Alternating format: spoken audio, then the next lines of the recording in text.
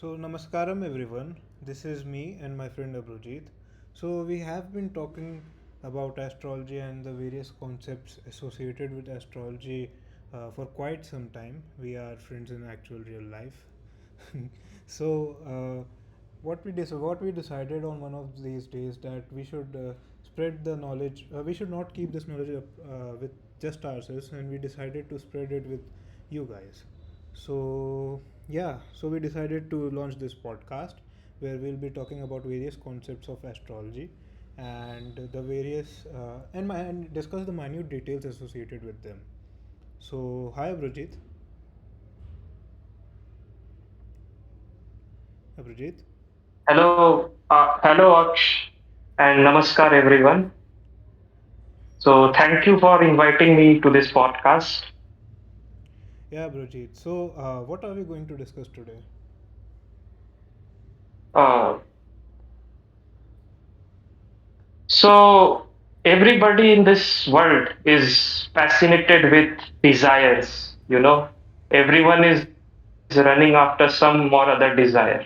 Someone wants to get a desired job, someone wants a desired partner, someone wants spiritual liberation, or someone wants to be happy and peaceful in this lifetime. So, somehow or the other, everyone is running behind some kind of desire. So, today we are going to discuss about the heart of the sign of Aquarius, the sign of desire, that is Shatbheesha Nakshatra.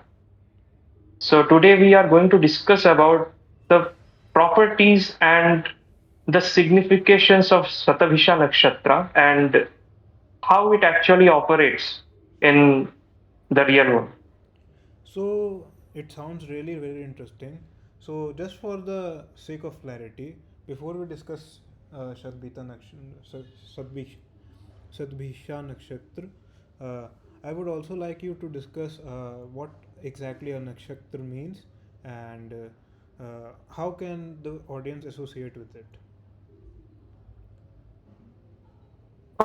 Okay. So basically, if someone has been following astrology, so they know what a Rashi is, correct? Right, So I will repeat it also. So basically, what happens that the sky that we have, right? right. The sky that we have has different energy points. It has different energy points. So when you were taking birth, the planets were aligned in a specific way at a specific part of the sky. So our rishis have divided the sky into 12 equal parts. So 12 equal parts are known as 12 rashis. Okay, Now, in this rashis, there are many people who will be taking birth under a particular rashi. Like let's say if we have 6 billion people, so and there are 12 rashis, so there is a probability that like if 1 by 12th of the population will have the similar kind of pattern and similar kind of energy within them. right. But that is not the case actually. Like if two-person are born in same uh, zodiac sign, let's say it's Leo, okay? So a person might be very artistic and very fond of uh, luxurious things in life, while the other person might be spiritually inclined and he is just rejecting everything that, okay, so I don't need anything. I am not interested in materialistic world and I am just interested in the spiritual pursuit of life. Right. So two dynamics within the same Rashi. So like this we see different kind of natures within the same zodiac sign. So what our rishis did was they further went into that particular Rashi and inside that Rashi, they divided the Rashi into smaller divisions, which we call as nakshatras. I see. Now, there is a particular idea to it, how they have been mapped. It's little bit a mathematical and little bit theoretical concept. So we won't go deep into that, but I am just giving an overall view that how it is done. So each nakshatra, okay, has has four padas. Padas means like limbs. We human beings have two hands and two legs, right? Right. Similarly, the smaller part of that zodiac, that is nakshatra, they have four limbs, which are known as padas. And a particular Rashi is also divided to see the minute detailing of that particular planet. That okay, so let's say it appears that this planet is very positive, but how it is actually behaving? So for that, we map it into nakshatra and nakshatra padas. That okay, this particular planet is at 6 degrees, and this particular planet is at 24 degrees. So will they both behave the same way, or there is some difference? In order to analyze these things, we have divided a Rashi into nakshatra and further into nakshatra padas. Okay. So that is the gist of nakshatra. It is basically a subdivision within a Rashi that determines how that particular part of that constellation will behave. Okay. So, talking about Satbhisha Nakshatra, which Rashi does it belong to and which planet is associated with this? So if we talk about Shatabhisha Nakshatra, yeah. So let's uh, first talk about which zodiac it is in. So Shatabhisha falls within Aquarius zodiac sign, and there is something deeper that I would like to add to this understanding so that we can have proper understanding of this nakshatra and its behavior. So there are five tattvas in astrology. Okay. Okay. Each tattva is associated with a particular property or a particular trait, Uh, and just, each I'm sorry. tattva has Just to be clear to the e- audience, the Tattva means air, yeah, water, earth, fire, and one more was there, space, sky. yeah, correct, correct, ether, or we can say in other words. Right. So the Aquarius or Gemini or Libra, these are the three signs which belong to Vayu tattva. Now, what is Vayu tattva basically? It is the tattva of communication. Like if you see, today we have devised some ways to communicate, even if we don't have air or we don't have any medium. But in earlier days or in general, without any device, if we talk naturally, we need air to propagate our message to someone who is standing within some distance, right? Right. So Vayu Tattva is basically about communication, and second thing, it is a Tattva of desire as well. Like we know that, or I am just again repeating it, like the fire element, that just opposite of the air element is always a fire element Rashi. Like if we count Aquarius sign, so seven places away from it will be Leo. Similarly, from Libra, seven places away will be Aries. Similarly, from Gemini, seven places away will be Sagittarius. So the pairing is just like a fire is with air. And in scientific world also, if we see, we know that a fire cannot exist without supply of oxygen. Like if we don't have air, if we try to burn something in vacuum, it won't work. It needs air. So, in order to drive our actions, that is the fire is action basically. So, in order to drive action, must have some motive behind it. Okay, like why do we eat? We eat because we feel that hunger. That okay, so I need to fulfill this stomach, so I will eat. Now, in order to eat something, we have to buy something. And in order to buy something, we have to go outside and do different stuffs to earn money, and then we get it, and then we fulfill our hunger. So everything started from that desire only. We took different actions, but its seed was in the desire. So these three elements, these three rashis of uh, Vayu Tattva, wind element, is basically this desire. Okay, and specifically Aquarius sign that we are talking about, it's the natural 11th house. The natural 11th house represents the fulfillment of desires. Now, at the very core of these rashis, we have the Rahu Nakshatras. So, why Rahu Nakshatras? So, there are two reasons.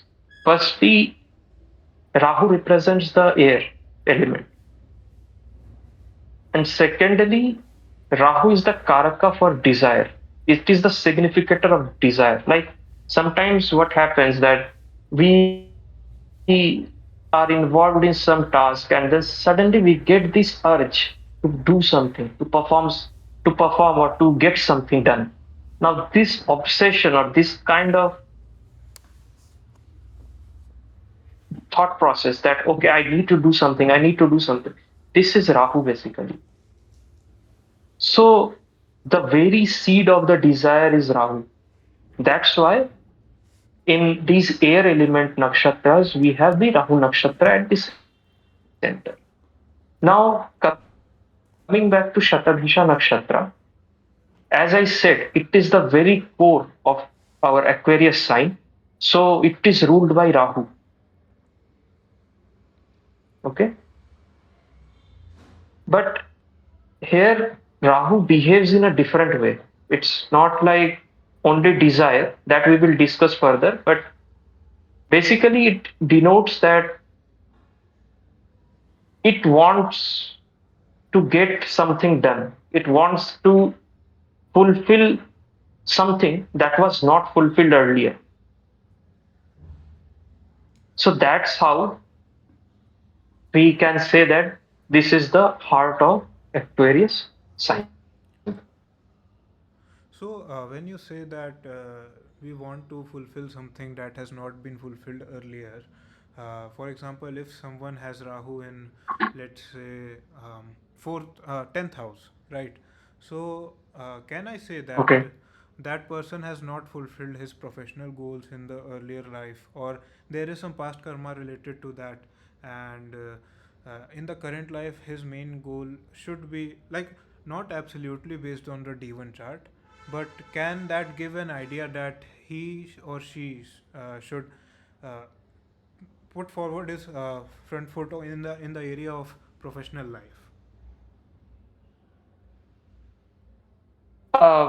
10th house basically, as you said, that there might be a strong chance that there must be some professional goal associated with that. But 10th house in D1 chart is not only profession. It's about recognition. Like how many people know you actually what you do. Okay. So maybe you are working very hard. You are serving someone or some organization, but they didn't give you the required respect or the kind of appreciation that you actually deserved. So in that case also, there is a hunger, there is a desire for that in that person, that I must get that recognition, I must get that power, authority, that fame, that status. So if a person has 10th house Rahu, let's say, so what I have observed is such a person is very much driven with this desire of getting power and authority. Like they want to lead in whatever field they are. Let's say they are in movies, into the cinema, or into the artistic industry like singing or dancing or something like that. They will always try to be at the number one. Like, I am the number one, I am the best, no one can stand in front of me, I am the best. This is the desire this person will have. Like, I need that recognition. Like, I have performed my task, but no one actually appreciated me. But now I need that appreciation. I need that recognition now. I need that fame and that status and power now. That okay, this person is the legend. This person is the king in this industry. So that is what happens when you have, or someone has Rahu in the 10th house. That they are more into that, getting that recognition, getting that fame. See, karma, if you have Saturn also in the 10th house, so it also denotes that you have some pending karma regarding your 10th house related stuffs. But Rahu is more about that gains that you wanted, but it never happened. I see. So basically, Saturn would denote that we have pending karma in that particular house that we need to fulfill. Saturn is the bookkeeper of all the pending karmas that we have done, or the current karmas we are doing. But Rahu is more about the desire, the pending desire that suppose a certain Right, someone needs to has a desire to be a good orator, or maybe he has a desire to earn a lot of money, or maybe sometimes humans don't understand that what is the underlying desire. Maybe someone wants to set up a business, right? He wants to be successful, but the underlying desire could be that he wants recognition, right, right? And we often tend to confuse our underlying correct, correct. desires with the mundane desire that we have of the materialistic worlds, right? Um, so Yeah, that is yeah. what you wanted to say. Like someone might be, yeah, like I want to add one more point. Like, as you said, that human beings don't know what they actually want sometimes. So this is actually true with Rahul. Like, some people you will find that they always try to get into some kind of circle, some friend circle, or maybe into some relationships, but they don't work out. Now, if you see into their charts, interestingly, you will find that the planet Rahu will be in the 6th house, or maybe in some kind of association with 6th house or 6th lord or something like that, where it says that the person wants isolation. So actually, that person's soul's desire was to be in isolated area, to meditate upon himself and to get into deeper dimensions rather than the mundane world. But in reality, what happens that when we grow up, when we see other people into associations with some organization, or maybe into some having some friend circle, or different people are getting into relationships, we try to pursue those things. But Rahu is something, if your desire was not that, then it will pull you out of those things, and it will direct you towards your goal, whether it is a happy ending or whether it's a sad ending. That's a different matter. But Rahu will always pull you out, and it will direct you towards the goal because of which you were born. So Rahu is the reason why you were born, basically. So a major point to our audience is that Rahu is not always bad. Rahu can give you obsession. Rahu can give you the desire, and if we pursue those desires, maybe we can fulfill our goals that we intend to do in our lives. Right. So coming back to Right. Shatbheesha Nakshatra, before I interrupted you, I'm very sorry about that. So, Or it's okay. so, yeah, what were you speaking?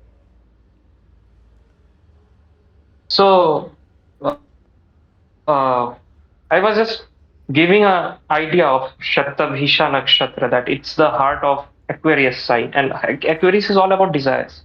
Okay? And generally, what I have seen that a lot of people are at the extremes for Shatbheesha Nakshatra. Some will say it's a very brilliant nakshatra, it's a very good nakshatra, and some people will say that okay, no, this is something troublesome. It's not that good. It will give troubles.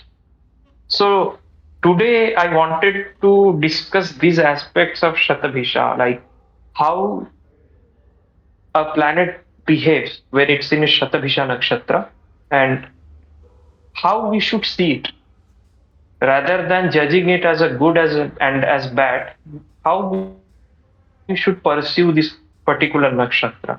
So that I was thinking to discuss today for this topic. That's a very good idea.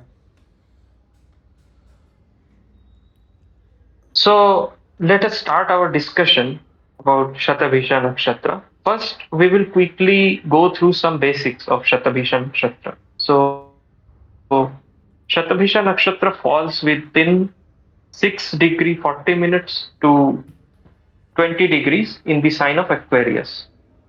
Okay? At the very center of Aquarius, it falls. It is ruled by Rahu, and its deity associated with this nakshatra is Varun Dev. So Varun Dev is cosmic god of oceans and sky, the night, the stars, everything uh, which is not under the sun is ruled by Varun Dev. Okay, so that's why Shatabhisha is also known as a dark nakshatra. It's a nakshatra of night time. So the deity associated with it is Varun Dev, and the planet associated with is Rahu. Now, when we say Rahu, as we discussed, desire comes into our mind, right? There must be some desires associated with Rahu and their nakshatra. So, when it comes to Shatabhisha nakshatra, the desire of Rahu is very big. It's not limited to the personal desires, rather, it is desire for the society, to change something in the society, to break the taboo. Because the sign, the Aquarius sign, it is also co-lorded by Rahu along with Saturn. So Rahu is very strong here. So any planet, if you have, let's say, Moon or Venus or Mercury, any planet in this nakshatra will have a great influence of Rahu. Okay?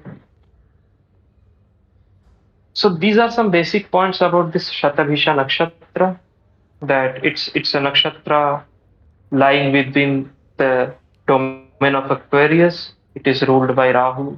Its devata is Varun Dev. It's a night nakshatra. Its gana is Rakshas Gan.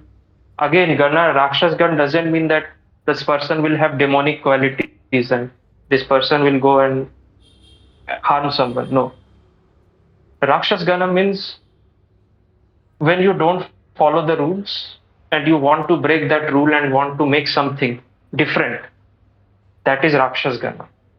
Dev Gana is basically whatever rule is there, I will follow that rule only, and I will maintain that rule. I will make sure that everyone is following that rule.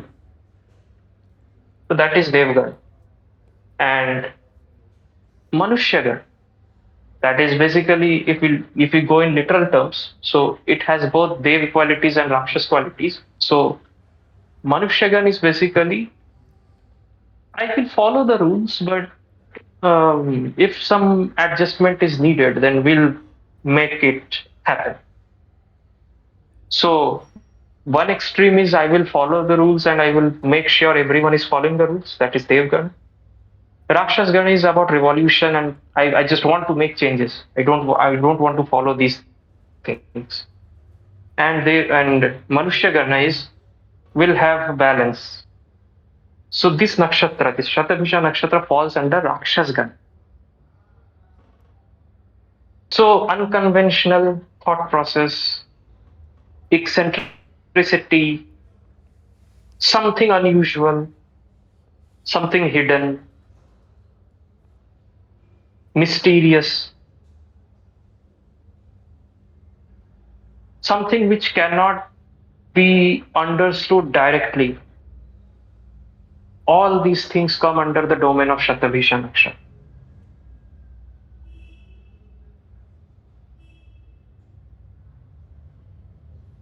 For example, if a person is having moon, as we know, moon is mind. Okay, so if moon is in Shatbheesha Nakshatra, this person will have a very mysterious personality. This person will be non-conformist. So why I say non-conformist? So what is conformism? Let's say. So basically, if you are working somewhere or you are into a family, you have parents, they say something to you. You should do this, you should follow this, and you should go in this way. If you say that, okay, I will do as they said, this is conformism. You are just following it. Non-conformist means if someone is putting some decision on you that okay, I have said this thing to you, and now you should follow, and trying to manipulate that decision that okay, as I have said that this is the thing, you have two options, but you should choose A, not B. Then Shatabhisha natives will say no, I will first see both the options and I might choose B as well. I won't follow you blindly. So this thing is known as non-conformism. So they are non-conformist. You cannot know what they are going to do next. So these people tend That's to mystery. This these people basically tend to abide by yeah, the Sanatan Dharma concepts. Like Sanatan Dharma doesn't force you to believe a certain text, right? It always encourages you to try yeah, and test out things and see what clicks with you, right? Uh, for example, there might be various ways to right, reach to God, various sadhanas, but one sadhana might not click to you and the other might. Right. So these people tend to be more of a try and test kind of people rather than believing on the conventional ways. correct. That's why this nakshatra is also called as a nakshatra of researchers, very good researchers. Like if you have a disease and that disease is not solved by anyone, there is a high chance that a native of Shatabhisha may find the solution to it. There is a high possibility because these people will go dig deeper. They will go out of the conventional way and will find out some solutions out of it. And interestingly, I would mention this point now. Shatabhisha, this word, this literal, the literal meaning of this word is 100 doctors. Shata means 100 in Hindi, and Bhishaj. Bhishaj means medicine, and Bhisha means doctors. So 100 doctors. So these people have that intensity of 100 healers, 100 doctors. So they go deep into the problem and they find out the solution. Just like a doctor, what a doctor does, he diagnoses you and then accordingly he will find some solutions. So these natives are problem solver in this way. They will not follow something blindly and they will just try to apply their own hands into the matter and then they will find out the solution. Okay, this is the thing that works. So, coming back to what you mentioned about the researchers, if I remember correctly, Dr. Albert Einstein too belongs to Shatbheesha Nakshatra. And what are other famous personalities that you remember that belong to Shatbheesha Nakshatra? And if you can just relate the traits of Shatbheesha Nakshatra to their natural traits of their lifetimes. Okay. So one big example that is coming to my mind right now is Ramakrishna Paramhans. He is a great sage saint of India and he is the guru of Swami Vivekananda. So his ascendant is in Shatabhisha Nakshatra. Okay? And if you go into the studies like his works, which are recorded by his disciples, you will find a very common theme there that he was very unconventional. He was not like a conventional guru that we say that okay, the guru will have a very respectable tone of talking and the guru will be just giving you some mantras and he will perform some uh, sadhanas directly to you. He was not like that. He was like people used to say him madman. Like he used to abuse as well. But he's if you see his approach, he was very much into emotional healing. Like people would come to him and even today, many people follow him because they get that emotional healing from him. So that healing property is always with Shatabhisha. They will stand for some cause which is bigger, which is for everyone, and everyone follows them for those reasons.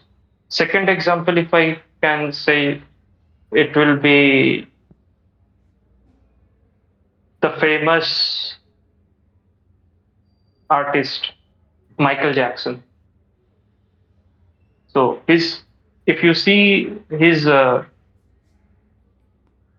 passion for the art, he always tried to bring out justice for the blacks from his artworks. He would always see that he was standing for those people, and he always mentioned in his interviews that he is black because there many times he was questioned that you have changed your skin color, skin tone from black to white, and he said that no, it's a disease that I have, and I am not doing this thing for making just money. I do it for the social cause as well, so that they can also get the recognition, the rights that they deserve. So this bigger cause in all the cases, like I said, Ramakrishna Paramahansa was the same kind of figure. He never discriminated among anyone. He was he was very accepting. He was accepting everyone. That okay, you want to see God, do this. It was not like one cannot see God. You have to follow sattvic path.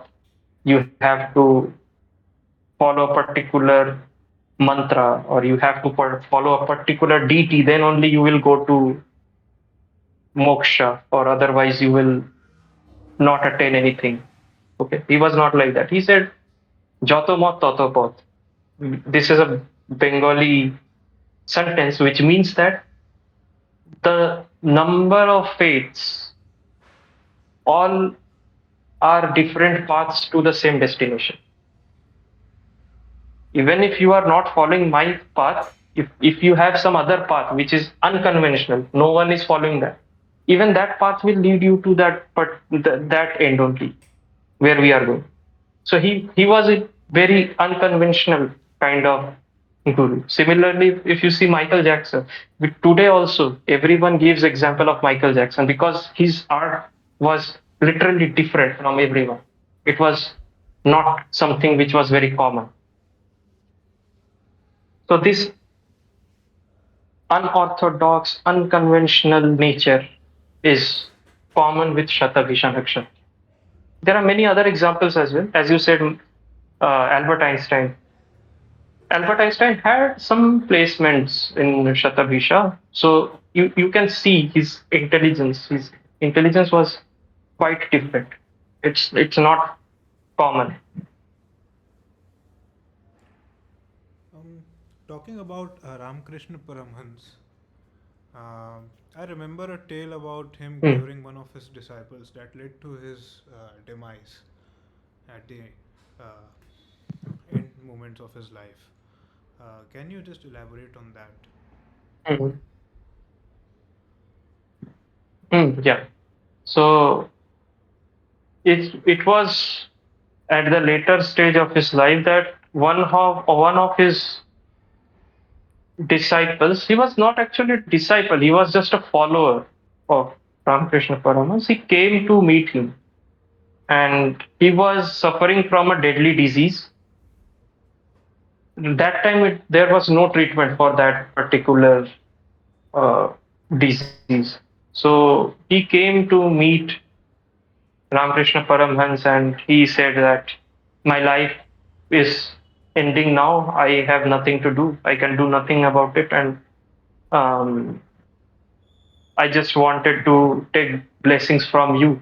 And if something can be done for my family, if I could do something for my family so that they can live even if I am not there. So that would be very helpful. So give me blessings that I can serve, like I can do something for them so that they don't suffer after my demise. So it is said that what Ramakrishna Paramahansa did was he just blessed him. He said something in a very angry tone that when you were doing wrong things, then you didn't realize that you will have to suffer or something like that. And then he just put his hand over his head and he said, "You go and you just stay with your family, nothing will happen to you." And eventually, what happened? That person was healed. Like later on, when he was diagnosed, it was found that he was miraculously healed. But from that day onwards, Ramakrishna Paramahansa's health started deteriorating and he got that particular disease in himself. So basically, he took that disease on himself and he healed the other person. So this was the moment, the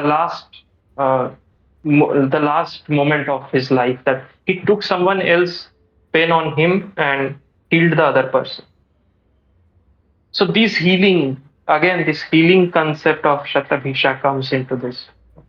Okay, so I will heal someone which others couldn't do.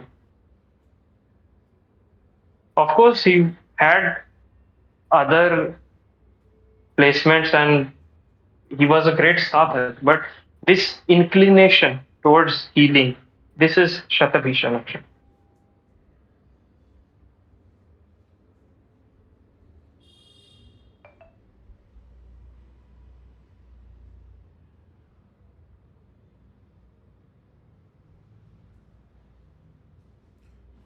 Abhijit, are you there? Yeah, I am there. Right. Can we discuss upon some of the negative traits of Shatbheesha Nakshatra and what can be the uh, like not exactly remedies.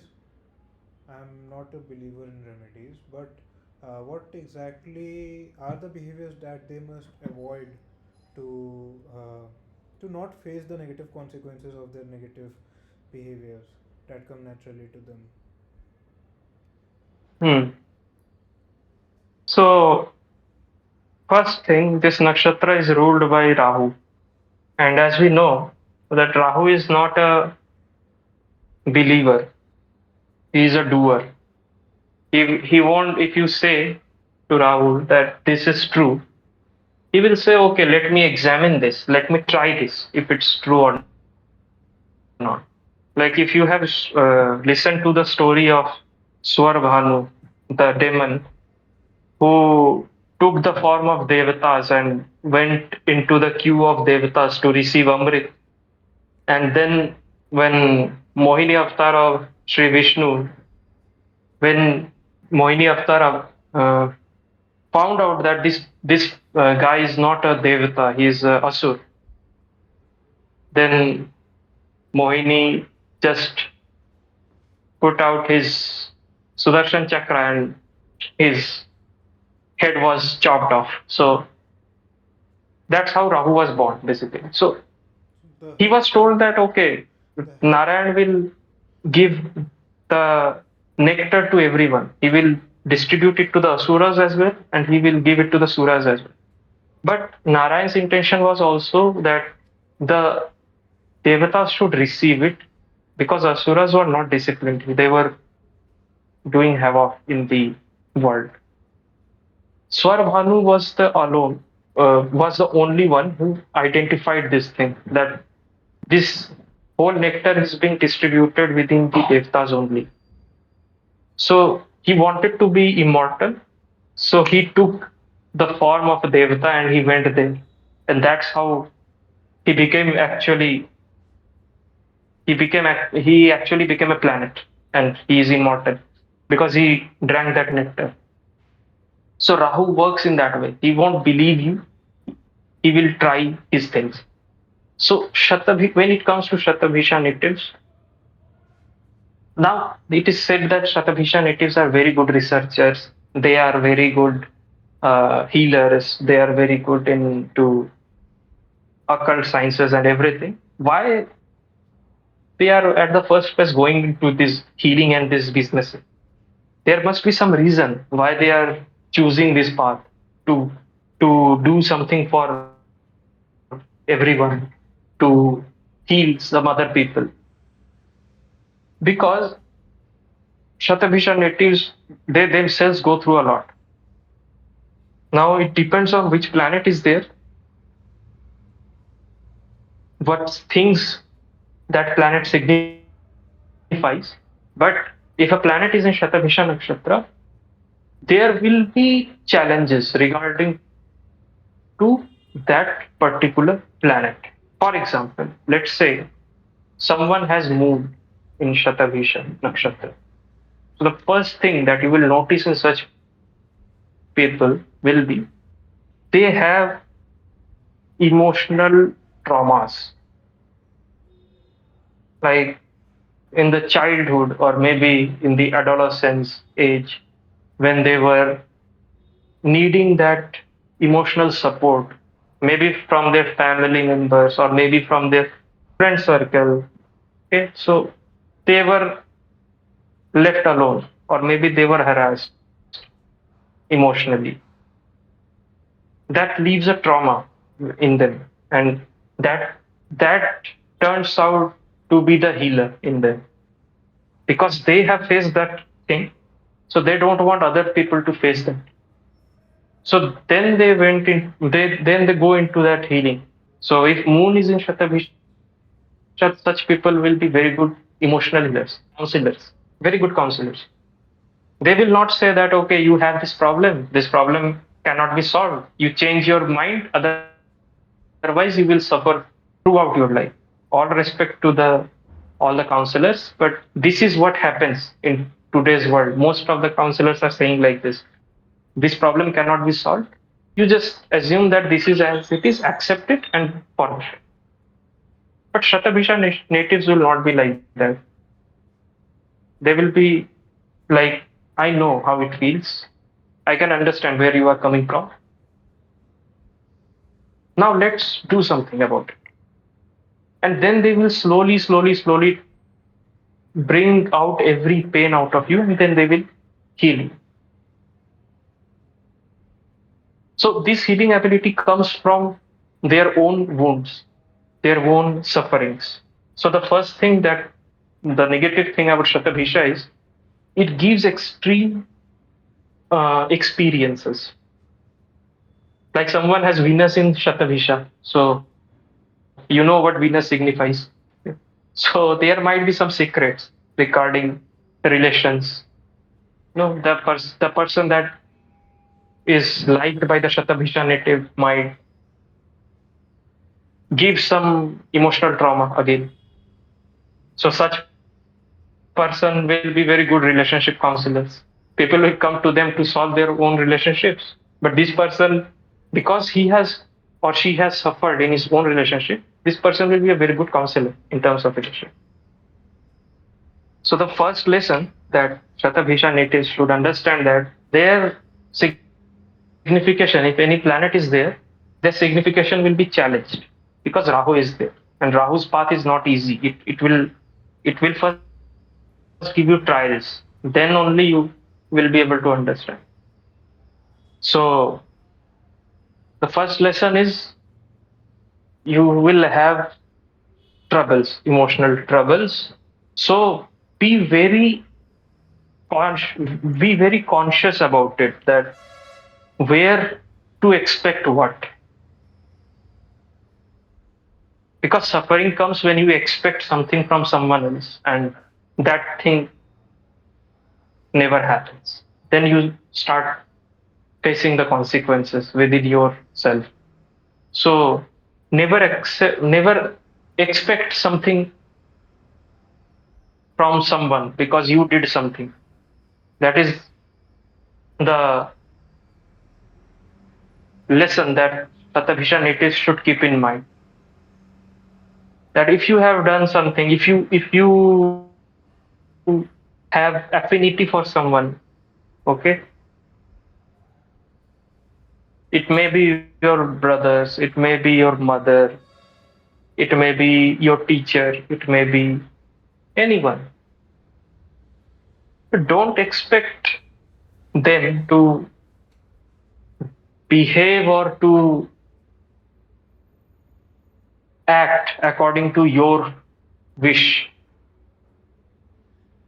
They might disappoint you. The second thing that Shatabhisha natives should stay away is from addiction. It's quite common to see in Shatabhisha natives that they can go into some kind of addictions. Now, if it is a planet like Venus or Moon, okay, so there is a possibility that this person will be into smoking, drugs, alcohol, etc., etc. But this is not always the case. There might be some people who are not into these stuffs, but they are obsessed with a person. They might be obsessed with their own thought process. They might go into a thought loop that they are feeling this void, and they just go deeper into that void feeling, which ends up in bad mental state, or in severe case it might end in depression, severe depression. So addictions should not be there. The second lesson that they should keep in mind, they should have a healthy balance and a healthy boundary. But how much I should invest in something? If you invest more than what is required, then you will suffer. The third negative thing about Shatabhisha is you should process your emotions. you should never suppress them. Because what happens with Shatabhisha, because it is ruled by Rahu, Rahu is always multiplying the things. But Rahu's multiplication has no base. Okay, so it will make a whole palace out of its own thought process, but it has no base in reality. So what happens if a planet is in Shatabhisha Nakshatra? Let's say it's Mars. Okay, so Mars is actions. Such person will be he will be very good in uh, the physical activities or something related to uh, engineering or something like that. Those stuffs will be very suitable for such a person. But again, this person will be very deeply ambitious about his achievements. That okay, I will achieve this. I will do that. I will have this. I will have that. Everything of the world. Now this will give the trouble to the native because at the end of the day, when you have so much expectation and you see that no result is there, you are just doing stuffs but no result is coming. Such person will start feeling the void within him. That there, I am not having anything in my life. It's useless. It's getting bad. It's not fair. And such kind of thought process will start entering into the mind of the native. So this negative thought process loop, that's very common with Shatabish. So people should be aware of it and should not get into these things. The fourth thing, you should be very careful of water bodies. You should not get into water if you don't know how to swim because Shatabhisha is related to Varun Dev. Varun Dev is water. So something related to water, some water trauma might happen. So if you say to me that how would you describe Shatabhisha in one sentence? So I would say tragically beautiful. Okay? So there there will be there will be tragedies, but out of those tragedies, a beautiful person will come out that will be savior for others. But if you ask that person that how do you feel about it, he will say, I feel nothing. I am just blank. I don't feel anything anymore. I'm just numb. So this is very intense nakshatra because Rahu's nakshatra and secondly in the Rahu's Rashi also. So, So uh, you know Rahu, if it gives a yeah as you mentioned that broken but beautiful kind of energy. So, is it that yeah this kind of person might be feeling loneliness or being alone since the birth, or is it the case that he might face certain situations throughout the initial stages of his or her life that makes him kind of lacking the solitude energy? And also uh in the later, okay, first you, yeah okay. no, you just continue the questions then I will answer it together. Yeah. Also, I would really like us to discuss what would be the energies of each and every planet uh, when they are sitting in Sadbisha Nakshatra. For example, Okay, since Sun literally is Sun, right? Uh, right. I'm sorry. Uh, How would Sun perform in Sadbisha Nakshatra? Uh, as we discussed upon the Mhm. moon, then how would Saturn perform in Sadbisha Nakshatra? And yeah, but mainly Sun is catching a lot of attention, of my attention, because these are very opposing energies. Right. So first of all, as you said, that broken but beautiful thing about Shatabhisha Nakshatra, whether they have this void feeling from childhood or it develops over the period of time. So basically, any native who is having significant Shatbheesha Nakshatra, they will have a similar tendency always. Doesn't matter what planet is in there. This person, considering which planet is there, regarding to that particular thing, they will face situations where they wanted something and that thing was snatched away from them, or that thing left them. So these experiences over the period of time, because when the person is born, since the day one, he is not like I am feeling void, I don't have anything. No, that person actually Shatabisha natives, if you see, they are very stubborn in nature. They are very stubborn. That I want this, it means I want this. Not a first copy, not a second copy. This means this only, nothing else. So this kind of energy is there. So initially, this is the only thing that they are carrying. They have a lot of ambition. I want this toy. I want uh, this house. I want this particular room for myself, etc., etc. But when that wish is not fulfilled, that is when this tragedy starts coming in. Sorry, I'm laughing, but actually, I also have Shatabhisha in my chart, so I know. But that is the moment when this person come to realize that okay, so it's not like every time you wish something and that is going to happen in the way you want it. Sometimes there are trials and sometimes there are delays as well. So that is the time when these people start researching that how to cope up with these feelings, how to cope up with these things, how to cope up with this environment. And because if you see the symbol of Shatabhisha, it is a circle, empty circle. So what does that signify? First thing, they are very reserved personalities.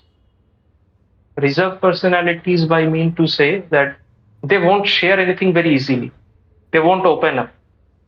Like if you talk to them, they might listen to your stories, they might give you advices, they might heal you, they might counsel you emotionally, everything. But if you ask that person about his own life story, that person will not share much about it.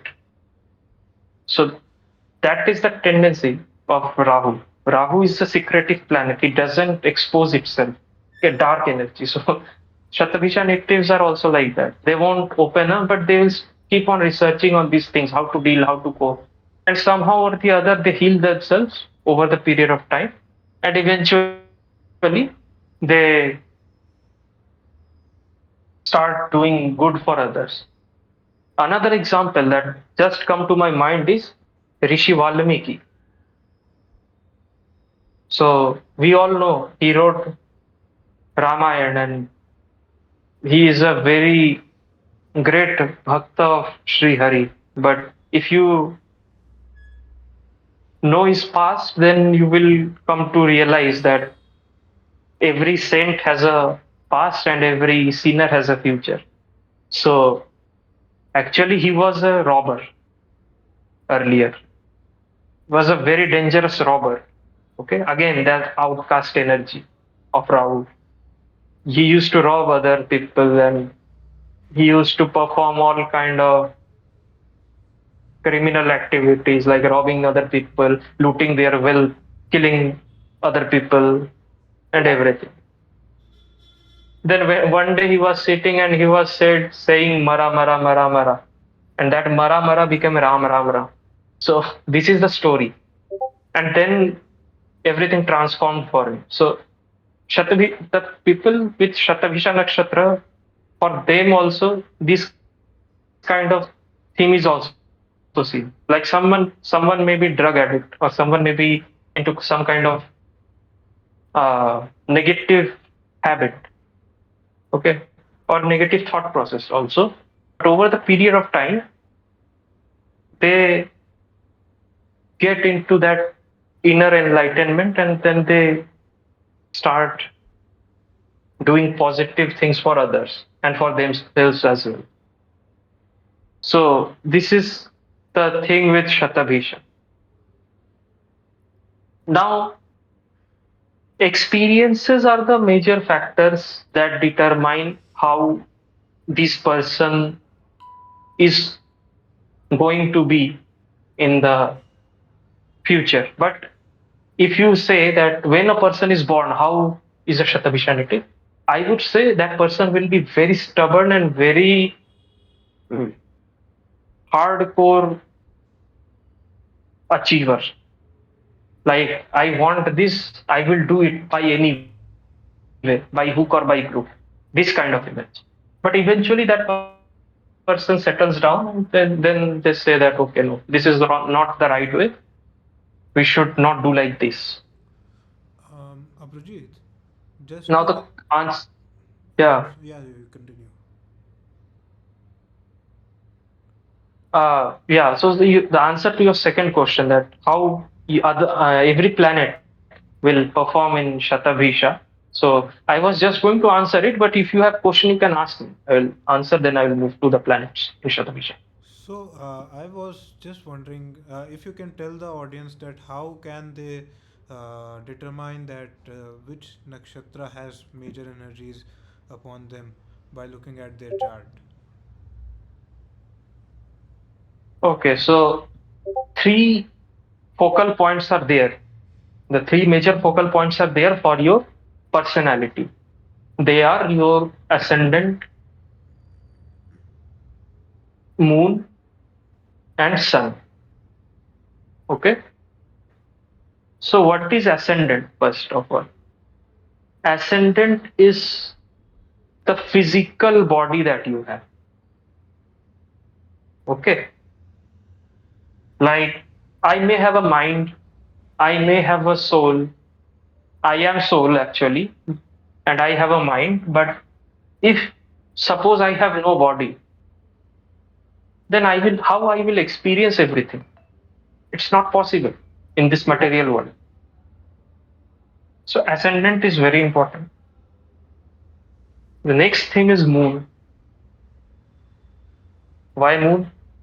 Because moon shows your thought process, how you process the things, how you process the information that is provided to you, how you process the experiences that you face in your day-to-day life. Like, a person might get a third prize and may be very happy. A person who has got the first prize, he might still be depressed.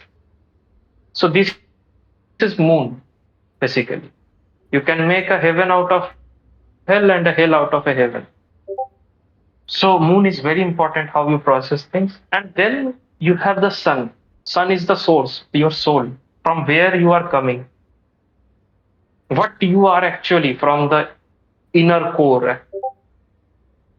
If everything is removed from you, your mind, your body, your body is not possible, because then we will become a ghost.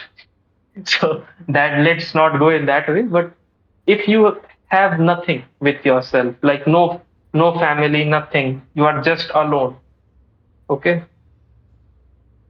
Or you can say in this way, when you were just born, you had no programming from anyone, your mother, father.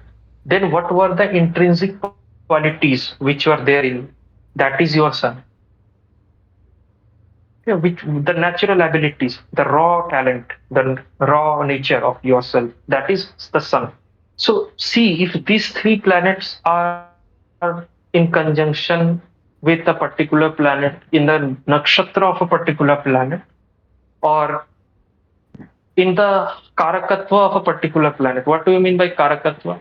Means the house which is signified by a particular planet. So let's say sun, moon, and ascendant lord, or are in ninth house.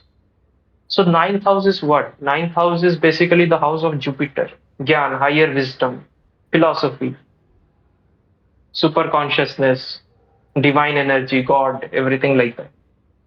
So there will be Jupiterian influence there. Secondly, we have to see which nakshatra is there. Let's say if Sun, Moon, or Ascendant Lord, they are into the nakshatra of Rahu, let's say, then Rahu will have a greater say in your personality. You will be a hidden personality. You don't like to come into the public eyes. You love working underworld. You love working behind the scenes. You don't want to come in front of public. Very research oriented. So we judge from these three focal points majorly: the ascendant, or the ascendant lord, you can say, the moon, and the sun. These will determine how you are associated with which planet.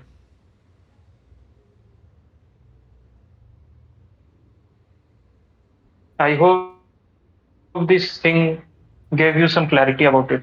Or do you have any other questions about it? So we can discuss. No, no. I think we should move forward to the last question. Okay. So the last question was that how every planet will behave in Shatbheesha Nakshatra. So first of all, Shatbheesha Nakshatra is the nakshatra of concealment, secrecy, research, hidden things, hidden knowledge, everything like that. Now, when sun comes into it, what is sun? Sun is light, the source of light. No, Hmm. everything becomes visible when there is sun. So when sun is in Shatabhisha, that's an interesting combination because Shatabhisha is about hiding things and sun is about exposing things. So when sun comes in Shatabhisha, first thing is the person's digestive system will have problems. Why? Because sun is the Agni Tattva. Sun is your natural karaka for your digestive system, your pitta. So if sun is in Shatabhisha, such person will have digestive problems, stomach related issues. Health will not be good. Health will be a issue for such a native, especially eyes, because sun is the karaka, natural karaka for eye, and Shatabhisha is, again, as I said, I have given example also that some kind of disease is also there, Shatabhisha. They need multiple doctors to heal. So when sun is in Shatabhisha, so there might be chances that the person will be suffering from some kind of eye related disease. Now this can be as simple as nearsightedness or myopia or hypermetropia, something like that, or it might be more complex depending on other planetary aspects and conjunctions. Next, so father will be very unconventional. Father will be very liberal minded, very open. Like if such a native, if you ask them that uh, that person wanted to become a, let's say that person is a boy and young boy who is studying in the schools, and that boy said that, father, I don't want to study, I want to go into movies. So his father will support him that, yeah, you go ahead. No worries. You don't need to get into studies. You just go. So this kind of mentality that is very unorthodox and unconventional, because generally what happens when a person, when a child is growing and he's taking primary education, no parent will be saying that you don't complete your education and go for something else. They will say that first complete your education, then go for something else. But these people have very unconventional kind of father. Again, second thing is that there will be at some point there will be some kind of disappointment from the father only. Disappointment from father means that at some point you wanted your father to be around you, but you will not find him around you. Might be possible that he is not there at that place, and in extreme cases, your father might not be present. He might have passed away, or he might have some kind of, just left the family or something like that. If afflicted, of course. If affliction is not there, if it's good, then certainly father will be very liberal, very unconventional. Now let's come to the moon. Moon signifies mother, moon signifies mind, thought process, everything. So mother will be very unconventional. Of course, if there are conjunction, then the nature will change, but generally unconventional nature it gives to the mother. And the person will have a mind which will become blank. Like if they are presented with some situation, sometimes their mind goes blank. They don't know how to process the information. Especially with moon, this thing happens in Shatabisha. They will have a very healing appearance or healing presence. Like if someone is in tension or someone is in some kind of mental anxiety, and a person with Shatabhisha moons go to them, they will become calm and they will just start becoming normal again just by the presence only. They don't need to talk also, just by their appearance, because their appearance is very calming in see. They are very calm and they are very quiet. So that is the thing. Next thing about Shatabhisha moon is there will be some kind of emotional trouble. There might be some water tragedies associated with their life. Although whether it will completely fructify or not, that depends on other planetary placements. If there are other afflictions like Rahu aspecting, Ketu aspecting, then chances increase that such person will face some water accidents or something like that. But other than that, such person can have phobia related to water. They don't want to go into waters. Again, such person will be born in such a place which will have a water body near their home, or more than that, such person will be born in a area which is like a cantonment or a like RB cantonment or some police colony, like something like that, like very secured, very uh, guarded place. The mother of the native will have some health issues in the ENT area, ear, nose, teeth area, which of course heals over time, but some way or the other, the problem keeps on coming. So taking care of mother is very important for Shatabisham. Usually they are very good with their mind. The mind is very sharp. Not necessarily they will do academically very good. It's not necessary, but they will do good in such fields where a certain piece of information is needed to be concealed, like becoming a spy or maybe uh, being into some departments like meteorological department or something very technical. So in those fields, these people will do very good. Moon is Shatavisha. Now let's come to Mercury. So, what is Mercury? Mercury is your intellect. So, when Mercury comes into Shatabhisha, such a person is very language lover. Like he wants to learn every language of the world. You will see such people, they are interested in learning multiple languages. Maybe the person is born in Latin America and the person is learning Sanskrit, or maybe in, learning Bengali or Mathili or something like very unconventional, unknown language for them. Or a person is in India and that person is learning some language from the Africa or maybe from South American ancient languages like that.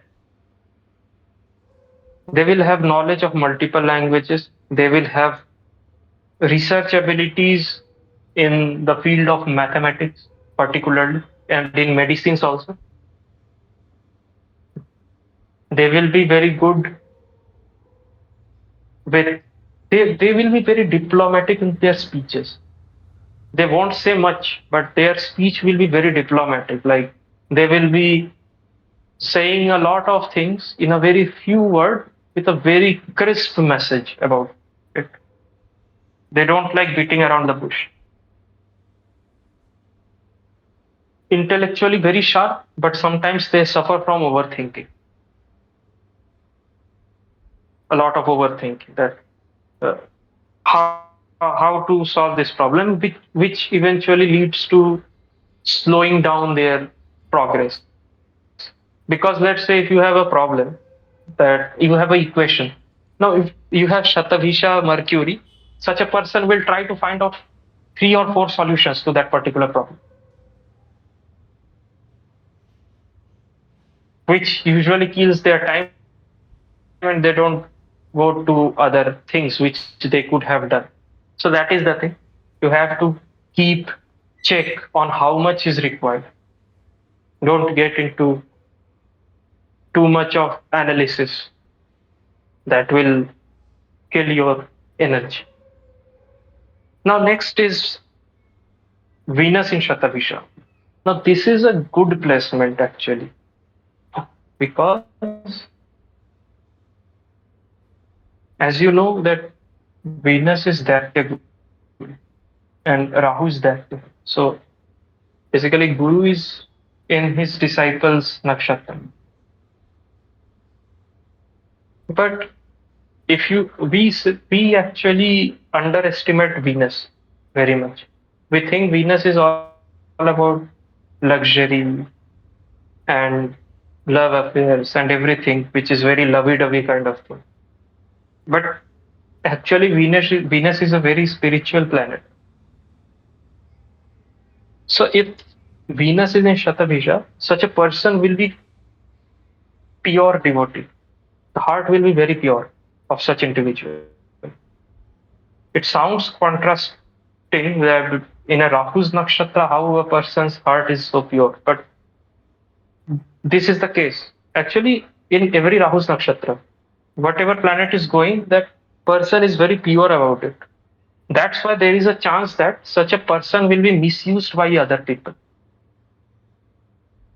So if Venus is in Shatabhisha, such a person will be very devoted, and secondly, such a person will be very much invested into relationships.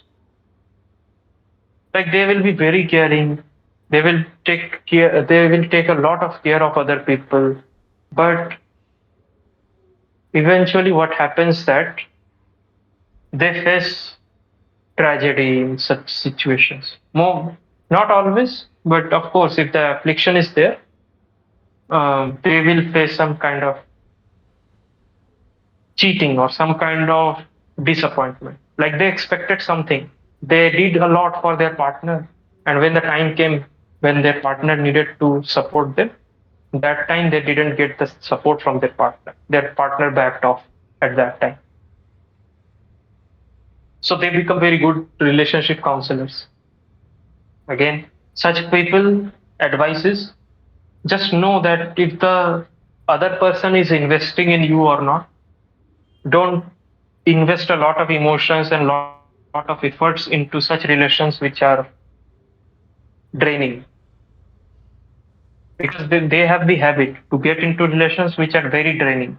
The other person is not requiring anything. The other person is keep just keeping on things in air, that they are not confirming anything. They are not giving you respect. They are not uh, behaving well with you. Okay, and you are still in that mode. No, no, this is my person. I will do everything for. So just keep that thing in mind. Don't do these things because eventually that will lead to disappointment. Spiritually, very good. Spiritual progress, they can do tremendous spiritual progress they can do in this lifetime because they have the potential. They they can go into deep meditation. They can go into deep occult knowledge. They have a lot of occult knowledge actually, which is perfectly concealed. The world never knows their occult knowledge, but they have a very good experience and a very good understanding of occult knowledge. Now, next is Saturn in Shatabisha. So, okay, before Saturn, Jupiter. Jupiter in Shatabisha. So Jupiter in Shatabisha is it's good because Jupiter is knowledge and Shatabisha is hidden. So such person will have a lot of hidden knowledge or occult knowledge like tantra or scriptures or some kind of ancient technique that no one is using right now. Such person is very good counselor again because Jupiter is counselor, natural counselor. Such person is natural counselor, and these people can also be seen into medical professions quite significantly. When Jupiter is in Shatabhisha, many times it is seen that such a person is a doctor. If Mars is also there, a surgeon, he will be a surgeon, some kind of surgery expert. So Jupiter is also doing good in this nakshatra generally. If of course the other malefic aspects are not there, such a person might be a devotee of Lord Shiva or some kind of ugra form of Shakti, like Ma Durga or Ma Kali, who has Jupiter in Shatabhisha. And Venus in Shatabhisha also. Such a person is a devotee of Lord Shiva or maybe some kind of ugra form of Devi, just like Jupiter. The next planet is Mars. When Mars is in Shatabhisha, such a person is a very good engineer. If Rahu is also there, a software engineer, very good software engineer. Technical skills will be amazing. Such a person can be a good surgeon as well if the combinations support. If there are aspects from Sun or Jupiter, then the person will become a medical practitioner, particularly a surgeon. Very aggressive in speech, so aggression is needed to be kept in control for such relatives whose Mars is in Shatabhisha. Next thing is if we have uh, which planet is left? Okay, Saturn. Yeah. If Saturn is in Shatabhisha, this now I will ask you, how do you think this placement will be? Saturn in Aquarius in own sign in the nakshatra of Shatabhisha. How do you think it will perform? Just a guess. I think what could be it? Since Shatbheesha is, I think the personality would be very serious, kind of mysterious, won't speak much, uh, Correct. and Correct. what can I say? This person would straightly come to the point, right? Directly come to the point. He won't blabber around. He would just he won't beat around the bush. He would think before speaking, and then he would just directly speak upon whatever is his conclusion. Like he would weigh his words inside his mind, and then he would choose his words very carefully. uh, this Right. person uh, al- although this person might be very serious, but yeah, but he won't be like the depressed kind of serious person that we see. He would be like a very passionate serious person, committed towards a goal. Like Mm. um, I cannot think of any example right now, but yeah, and we won't see this person in the limelights very much. Even if he is getting, he the media is trying to run behind him, he would just avoid the media and just focus upon his task. Mm. And yeah, because Right. of Rahu Nakshatra, we can To see that add, a little bit of social media energy. Like not very active on social media, but he would use platforms like X, or maybe uh, platforms like X for text, like text-based platforms, to announce whatever he has on his mind for public. If he ever wants to speak something in public.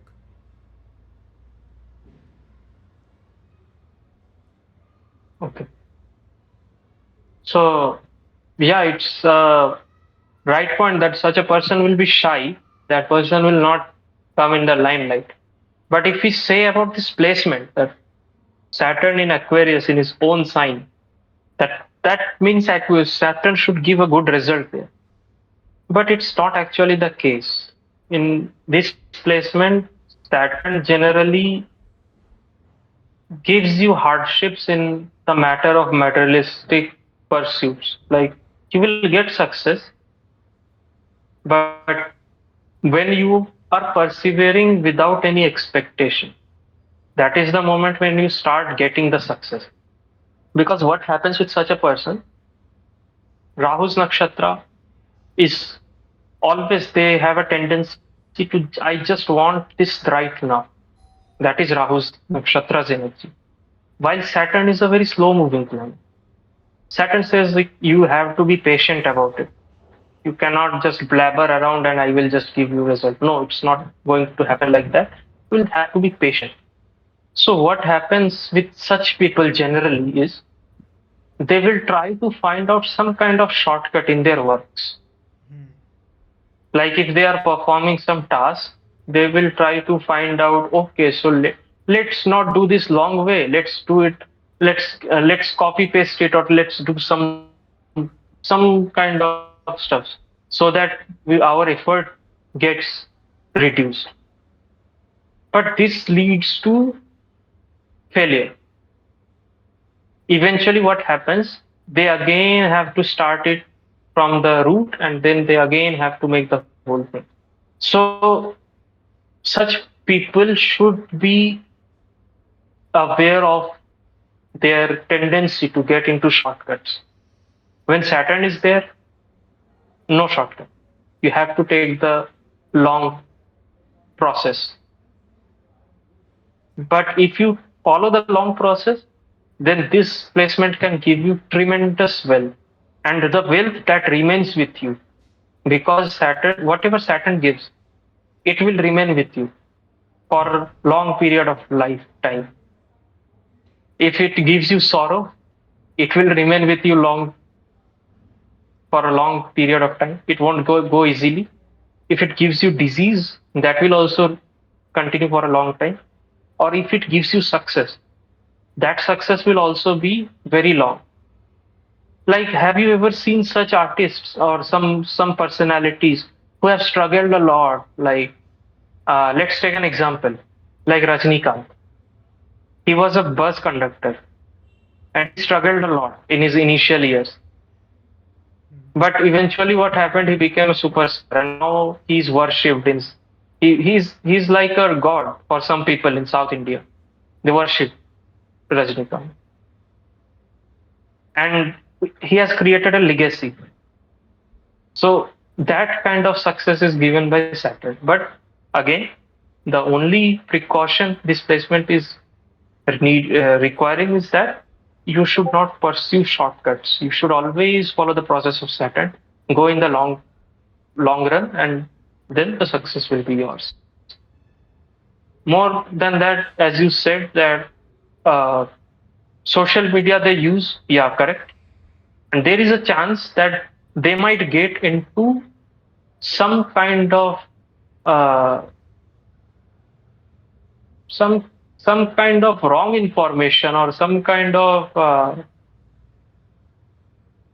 abuse they can get from the social media. Like they might post something or some wrong information about them can float around the social media. So what they say in social media, that thing should be very Carefully clear, analyzed. because sometimes these people they have this attitude. They just speak whatever there is in their heart. They don't think what can be the consequences. So sometimes they might share their disappointment that I didn't like this, I didn't like that, and that might get a negative response from the concerned people or the concerned authorities, which might create issues in the life of the native. So such natives should be careful about it. Now after Saturn, we have Rahu and Ketu in Shatabhisha. Now when Rahu is in Shatabhisha, it's very powerful, very powerful. Such a person, you abuse such a person, you threat such a person, you beat such a person, it doesn't affect them. They will still be smiling at you because there Rahu is in his own nakshatra and is very clear about what he has to do and how he has to do. Because see, Rahu is very intelligent. So, He's a diplomatic and intelligent as can we yeah, see some outcast energy in this combination, Rahu and Sadbhisha? Because it is his own yeah, house, yeah, of and course. Rahu often. True. Any planet in any planet in Shatabhisha, not only Rahu. Like I said, Venus is in Shatabhisha, let's say. Mm-hmm. Such a person will have a wife who has some cultural difference. Hmm. And most of the times, what is being seen is when Rahu is in, when Venus is in Shatabhisha, such a Hmm. person gets married to someone of his own choice. Means love marriage kind of combination. Hmm. Because outcast energy will always be there. If Jupiter is in Shatabhisha, if you go in their home, you will find out such a person. Maybe he's a Sanatani, but he will be following Bible or maybe Kabbalah or something like that. Hmm. So that outcast energy is always there in Rahu's nakshatra.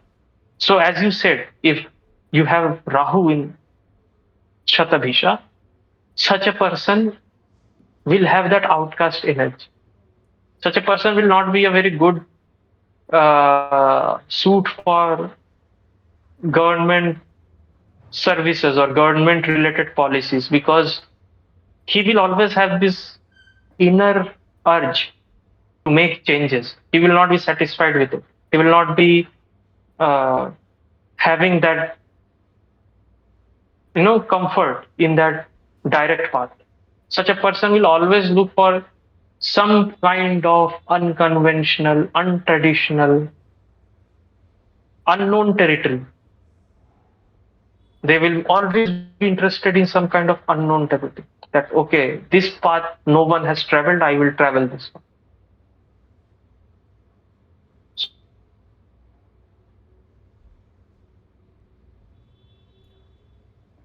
Abhijit, are you there? I think there is a network failure. We'll be right back.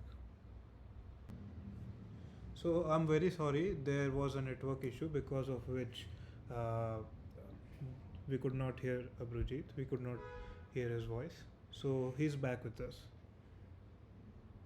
So hi Abhijit. hi, Yeah. hi. So please continue.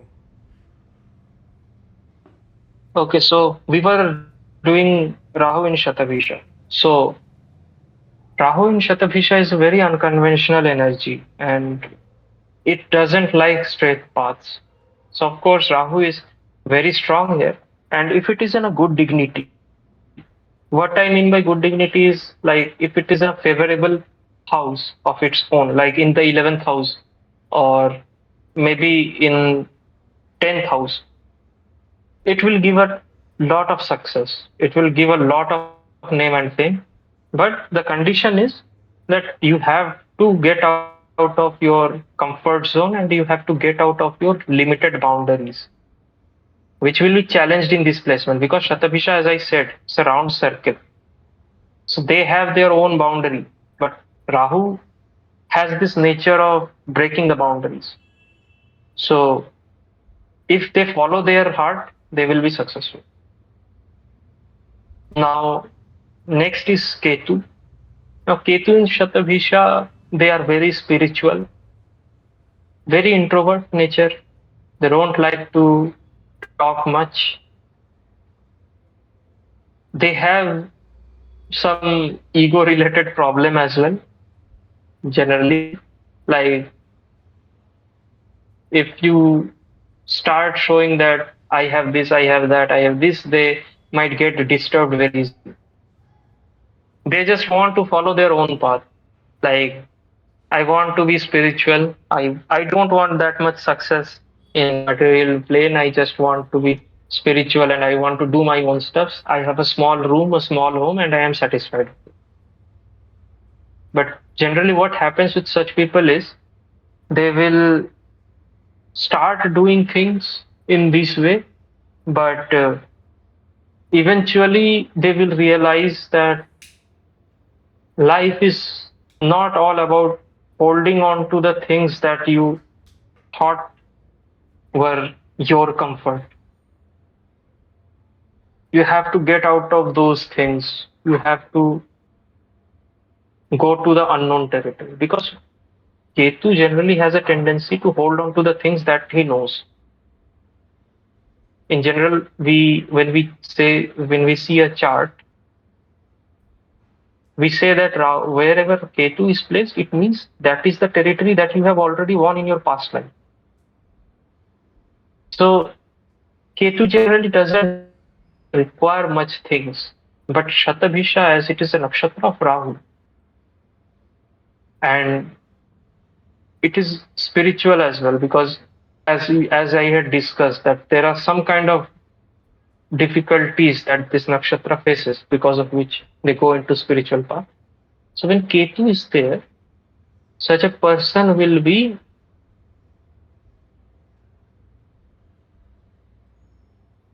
very much into spirituality,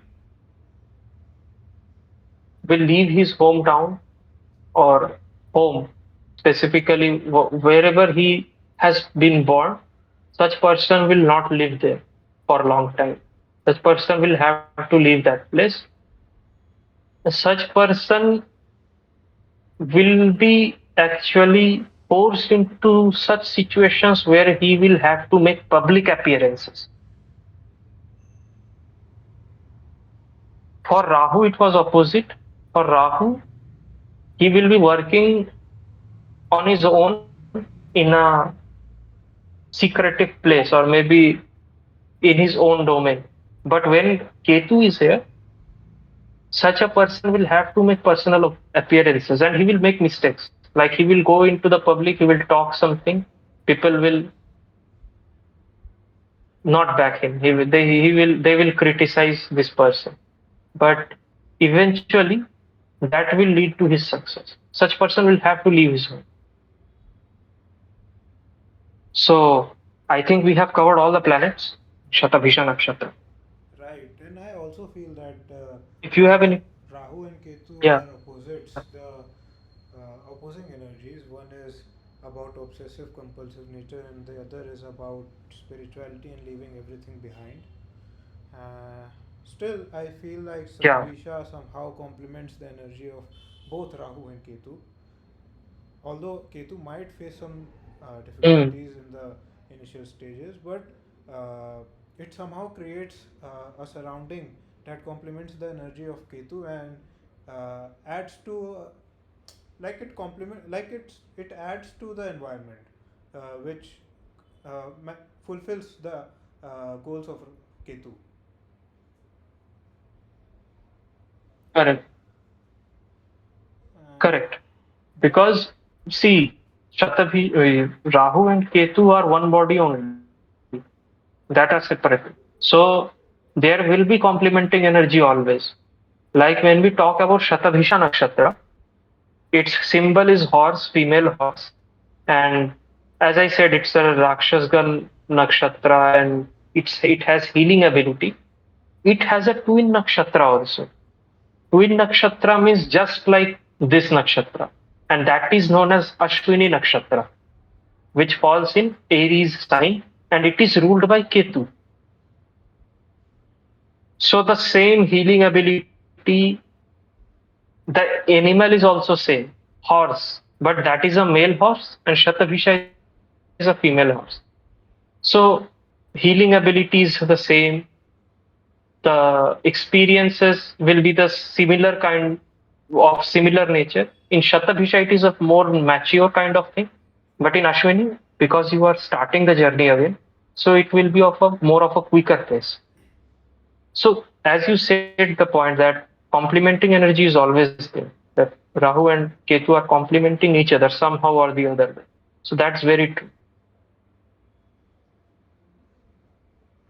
And generally, we have this conception that Rahu will give you a materialistic success, but not make you go into the spirituality.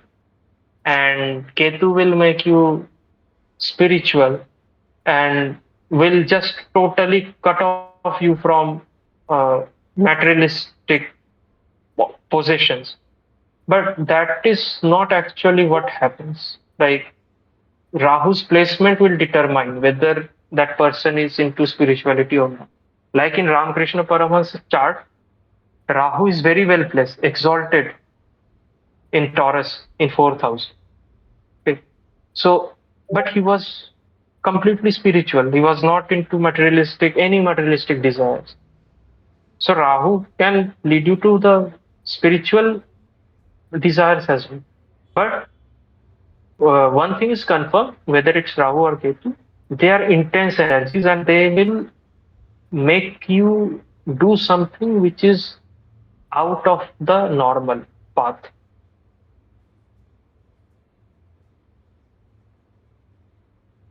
I understand. It will be like, yeah, it will be like if your family has been following a certain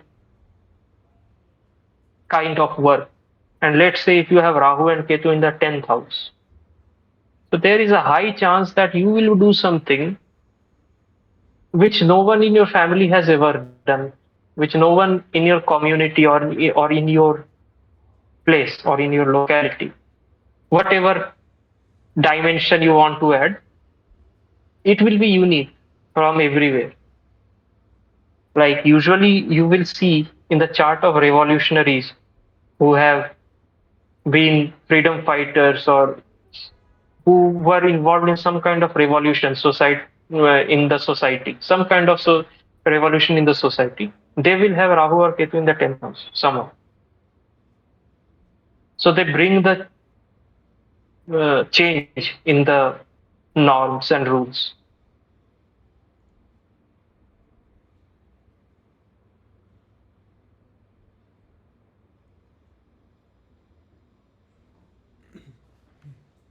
I understand.